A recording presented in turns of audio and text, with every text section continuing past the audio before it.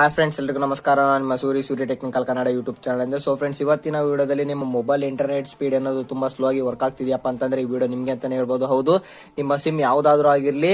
So ಈ ವಿಡಿಯೋದಲ್ಲಿ ನಾನು ಇಂಟರ್ನೆಟ್ ಸ್ಪೀಡ್ ನ ಹೇಗೆ ಬೂಸ್ಟ್ ಮಾಡೋದು ಅಂತ ತಿಳಿಸ್ಕೊಡ್ತೀನಿ. ಮೀನ್ಸ್ ತುಂಬಾ ಜಾಸ್ತಿ ಹೇಗೆ ಮಾಡೋದು ಅಂತ ತಿಳಿಸ್ಕೊಡ್ತೀನಿ. ಸೊ ವಿಡಿಯೋನ ಕೊನೆವರೆಗೂ ಒಂದು ಚೂರು ಸ್ಕಿಪ್ ಮಾಡೋದು ನೋಡ್ಬೇಕಾಗತ್ತೆ.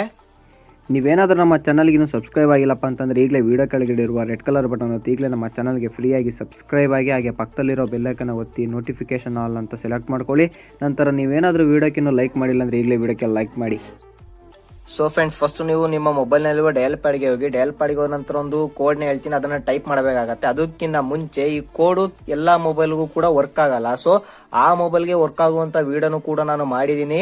ಸೊ ಈ ವಿಡಿಯೋ ಡಿಸ್ಕ್ರಿಪ್ಷನ್ ಅಲ್ಲಿ ಆ ವಿಡಿಯೋ ಲಿಂಕ್ ಸಿಗುತ್ತೆ, ಅಥವಾ ನೀವು ಇಲ್ಲಿ ನೋಡ್ತಾ ಇದೀರ ಮೇಲೆ ಐ ಕಾರ್ಡ್ ಅಂತ ಕಾಣಿಸ್ತಿದೆಯಲ್ಲ, ಅದ್ರ ಮೇಲೆ ಕ್ಲಿಕ್ ಮಾಡಿದ್ರೆ ಕೂಡ ನಿಮ್ಗೆ ಅಲ್ಲಿ ಸಿಗತ್ತೆ. ಈಸಿಯಾಗಿ ಆ ವಿಡಿಯೋನ ನೋಡಿ.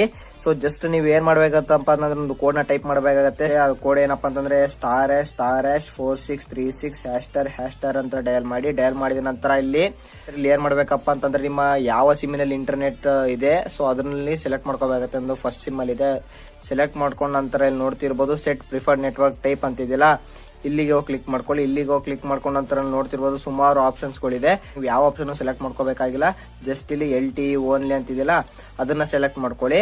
ಸೊ ಫ್ರೆಂಡ್ಸ್, ಈ ಸೆಟ್ಟಿಂಗ್ ಮಾಡಿದ ನಂತರ ನಿಮ್ಮ ಮೊಬೈಲ್ ನ ಯೂಸ್ ಮಾಡಿ ನೋಡಿ, ನಿಮ್ಗೆ ಗೊತ್ತಾಗುತ್ತೆ ಡಿಫ್ರೆನ್ಸ್.